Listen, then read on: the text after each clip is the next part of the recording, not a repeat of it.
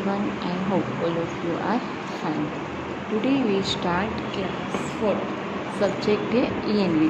तो ENV में हमने टेक्स्ट बुक सॉल्यूशन में चैप्टर 1 कंप्लीट कर लिया था. तो आज हम वर्कबुक सॉल्यूशन में लास्ट क्वेश्चन है आपकी वर्कबुक का, question number 6. Answer the following question. और नेक्स्ट सैटरडे ENV की एग्ज़ाम में आपको चैप्टर 1 पूरा कंप्लीट करना है, रीडिंग करना है वीडियो देखकर, और आपकी बुक में आपको कंप्लीट करना है. This video check out and previous video भी check out and complete in your workbook. तो now let start. Open the page number 8.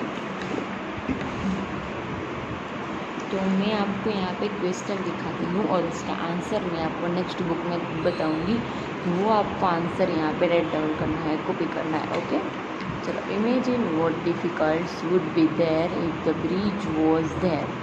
आपने कभी इमेजिन किया है कि ब्रिज कैसे कैसे होते हैं, सब डिफरेंट. तो उसका आंसर हम देखेंगे. देखो, ये आंसर आपको यहाँ पे लिखना है.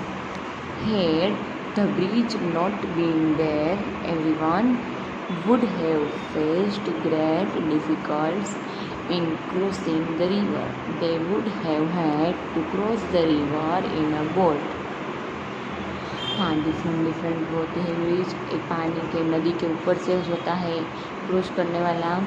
which would have taken a lot of time during the rainy season and if the river is flooded. जब बारिश की सीज़न होती है तो वहाँ से जाने में बहुत दिक्कत होती है. It can not be crossed, therefore communicating would become very difficult. Moreover it would be very difficult for transport of animals and goods. People would face difficulties in getting basic necessities of life. तो यहाँ पे क्या बोला जा सकता है कि जब बारिश की सीज़न होती है तो बहुत वहाँ पे दिक्कत होती है, डिफ़िकल्ट होता है ट्रांसपोर्टेशन में, व्हीकल यहाँ पे ऊपर से चलाने में, एनिमल्स एंड गुड्स को सामान पहुँचाने के लिए. नेसेसिटीज़ का मतलब क्या होता है कि ज़रूरियत, मतलब बेसिक, उसका पार्ट एकदम बहुत डिफ़िकल्ट होता है. तो ये हो गया हमारा क्वेश्चन 1 का आंसर. चलो नेक्स्ट क्वेश्चन देखते हैं. Is there bridge near your village और city? Get more information about the bridge. चलो, आपके गांव में या सिटी में आपने ब्रिज देखा है और कैसा है, तो इसका आंसर आपको देना है. तो चलो, इसका आंसर मैं यहाँ पे आपको बताती हूँ. वो आपको आंसर, ए वाला आंसर यहाँ पे लिखना है. ओके बेटा. Yes, I live in Ahmedabad city. वो अहमदाबाद के, मैंने बताया था, आपने यहाँ पे राजकोट भी लिख सकते हैं, otherwise Ahmedabad. I live in Ahmedabad city. में अहमदाबाद सिटी में. द रिवर साबरमती फ्लास थ्रू माई सिटी. क्या बोलता है कि मेरे, जहाँ पर मैं रहता हूँ वहाँ पे एक Sabarmati flows through my city. वहाँ पे मेरी सिटी है. There are 5 bridges over the river to go from the east side of the city to the west. वो क्या बोलता है कि मैं जहाँ पे हम रहते हैं वहाँ पे 5 ओवर द ब्रिज है. कितने हैं bridge?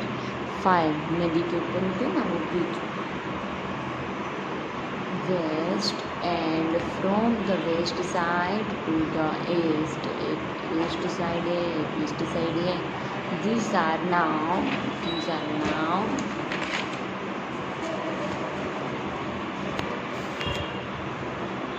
is Subhas Bridge, Gandhi Bridge, Nehru Bridge, it means Jawahar Bridge, East Bridge and Wooden Bridge, it means answer their bridge respectively. इतने ब्रिज मेरे यहाँ पे हैं. एक क्वेश्चन आपको कहाँ पे लिखना है? सेकंड में. थर्ड क्वेश्चन है, have you ever travelled in a boat? How was your experience? चलो, आपने कभी बोट में ट्रैवल किया है तो आपका एक्सपीरियंस कैसा हुआ है? तो उसका आंसर आपको यहाँ पे लिखना है. चलो, इसका आंसर यहाँ पे मैं आपको दिखा देती हूँ. वो आपको यहाँ पे लिखना है थर्ड क्वेश्चन में. ओके, देखो question third. Yes, when we had gone school picnic to Kabirabad. We had to travel in a boat. हाँ, जब हम कबीरवाड़ गए थे वहाँ पे हमने ट्रैवल किया था बोट में। To reach Kabirvad we all experienced a lot of excitement for the first experience of sitting in a boat. मेरा पहला एक्सपीरियंस था, पहला अनुभव था, मैं बोट में बैठा था। और boat had crossed river Narmada to reach कबीरवाड़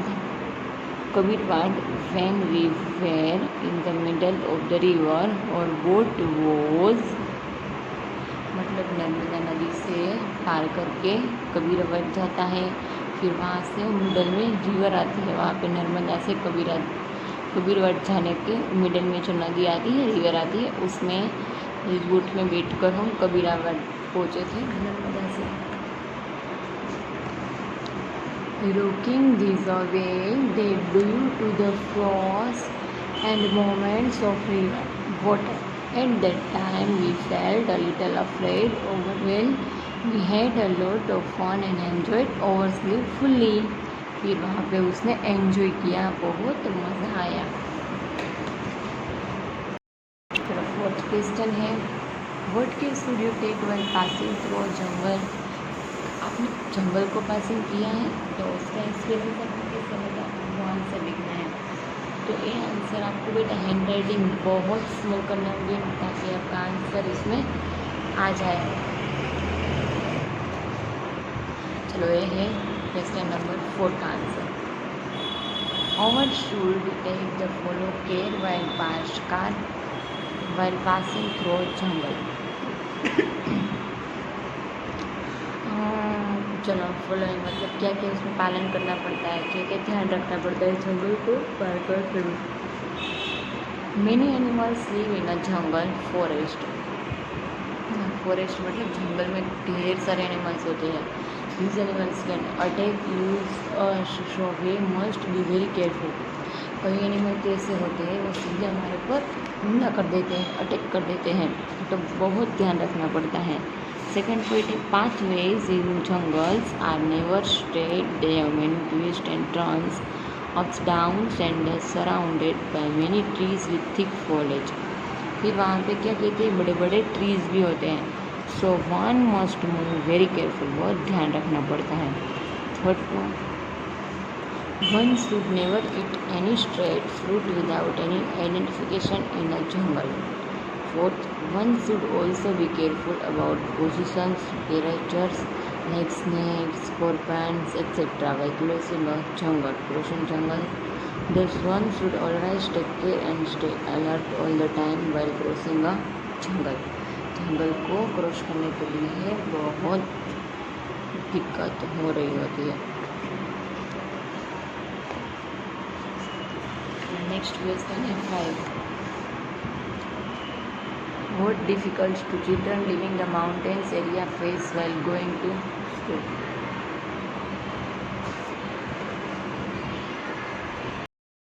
fifth का क्वेश्चन है, roads in mountains areas are uneven or rocky while walking on such roads. Children have to be very careful। Mountain मतलब बड़े बड़े पर्वत होते हैं, उसको पार किस तरह से कर सकते हैं बच्चे, उसके बारे में यहाँ पे बताया है।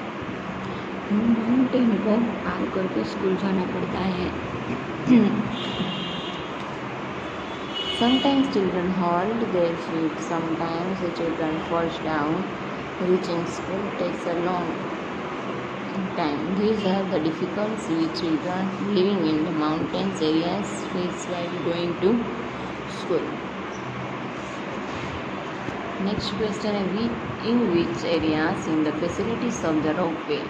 चलो रोपवे में से गुजरात है जो फैसिलिटी ऑफ रोपवे, हाँ यस हमारे गुजरात में है ना रोपवे फैसिलिटीज़, आगढ़ है, फिर आबू अंबाजी है, यहाँ पे सब में रोपवे दिया है।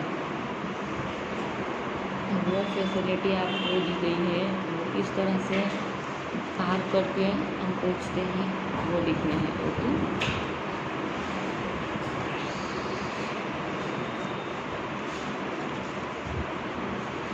चलो, Ropeways are built in high mountains area where it is not possible to have roads or railway.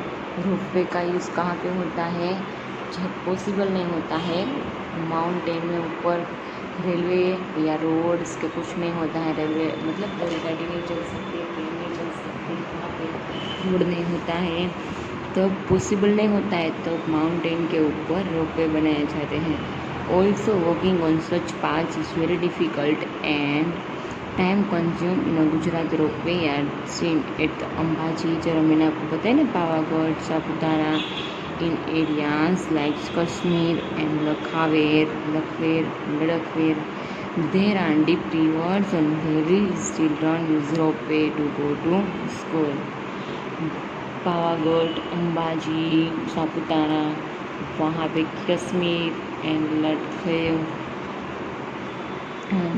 यहाँ पे क्या होती है रोपवे का यूज़ होता है क्योंकि वहाँ पे रोड रेलवे स्टेशन है ही नहीं। माउंटेन के ऊपर थोड़े बन सकता है, ऊपर थोड़ी ट्रेन चल सकती है, इस तरह से नहीं चल सकती। तो यहाँ पे रस्सी ऊपर होती है, उसमें से रोपवे ऊपर जाता है फिर नीचे आता है, इस तरह रोपवे आपने देखा है ना बेटा, इसको बोलते हैं रोपवे। तो एक क्वेश्चन आपको 6th क्वेश्चन में लिखना है।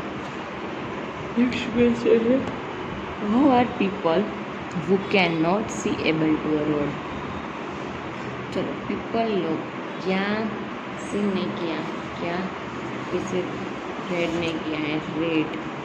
तो people who cannot see are able to read with the help of the braille script, since the script is the made of the raised dots and thick paper। जो thick paper होते हैं ना उसमें dot dots किए होते हैं, सभी people उसको क्या कर रीड नहीं कर सकते हैं। जो ब्रेली होती है ना, ब्रेली जो देख नहीं सकते वो ही कर सकते हैं। It is possible for them to feel the dots and read and what is written. फिर उसके वो पहचान कर लिख भी सकते हैं, वो सुन भी सकते हैं। नेक्स्ट क्वेश्चन है, ये आपको 7th का लिखना है, 7th का आंसर। नेक्स्ट क्वेश्चन है 8 how can we help a blind okay. चलो यहाँ पे आंसर उसका भी दिया है हमें। We can help a blind person in the following ways. Help to cross the road, giving them a seat in the bus, reading on the newspaper them. Newspaper आप भी रीड कर सकते हैं। जो ब्लाइंड पर्सन होते हैं, जो blind मतलब चल नहीं सकते, ऐसे होते हैं ना वो। Help them a climb a staircase और गेट वन टू अ बस, guide them correctly during a journey. बहुत उसी ड्यूरिंग लंबी जर्नी होती है। तो चलो बेटा यहाँ पे हमारा ये चैप्टर कंप्लीट हो गया 1 let's go to a school every day. तो क्वेश्चन आपको सब यहाँ पे लिख देने हैं। मैंने आपको जो क्वेश्चन बताए वो अब नेक्स्ट सेशन में हम चैप्टर 2 स्टार्ट करेंगे। तब तक के लिए आपको कंप्लीट कर लेना है। Bye bye, take care, stay safe, stay home. Thank you so much, thank you so much.